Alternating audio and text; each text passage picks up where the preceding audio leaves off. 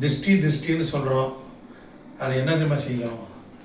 மனிதனுடைய பருப்பொருள் உடல் இருக்குல்ல, அதில் இருக்கிற ஆரம், இந்த பக்கம் ஒளி எடுக்க 3 இருக்கும், இந்த பக்கம் ஒளி எடுக்க 3, இதெல்லாம் சுருங்கிருச்சுன்னு வச்சுக்கோங்க.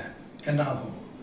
மனிதனுக்கு எண்ணங்களில் தொய்வு வந்துடும், டயர்ட்னஸ் வரும், சலிப்பு வரும், கீழே விழுதல், தடுமாறுதல், கவனமின்மை இல்லை, முட்டி கொள்ளுதல், இப்படியெல்லாம் வரும், எரிச்சல் வரும், கோபம் வரும். இதெல்லாம் வந்துட்டு திருஷ்டி அர்த்தம். இந்த திருஷ்டி புத்தி போனால் தான் மனிதன் முடங்கி போவான்.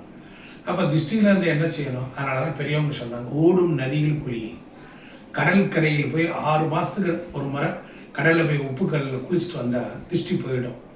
அதுக்கப்புறமேல என்ன சொன்னாங்க அப்படின்னா, யானைகிட்ட ஆசீர்வாதம் வாங்கு, யானைகிட்ட தண்ணி வாங்கி மூஞ்சில் அடி அப்படின்னாங்க.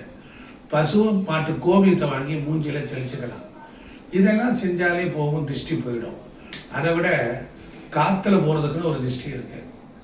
வெண்கடுகு, கருஞ்சீரகம், மருதாணி விதை, நாய் உருவி விதை, கருங்குங்குளியம், இந்த 5 பொருளை சாம்பிராணி மாதிரி நெருப்பு போட்டு அதை போட்டு வீடு முழுவதும் புகையை காட்டுங்க, பறந்து போயிடும். வீட்டுக்குள்ளே இருக்கக்கூடிய காற்று மண்டலம் ஒளி எடுக்கு சுத்தமாயிடும். அப்புறம் ப்ரீத்திங் ஃப்ரீயாக இருக்கும், மனசு எண்ணங்களில் தெளிவு கிடைக்கும், உற்சாகம் இருக்கும். அவ்வளோதான். நம்ம யாராவது கான்டாக்ட் பண்ணாங்கன்னா ஃப்ரீயாக கான்டாக்ட் பண்ணுவாங்க. அப்போ நம்ம ஒரு ஃப்ரீ மைண்டில் ரொம்ப தெளிவாக ஆனந்தமாக இருக்கலாம். ஏன் செய்யக்கூடாது?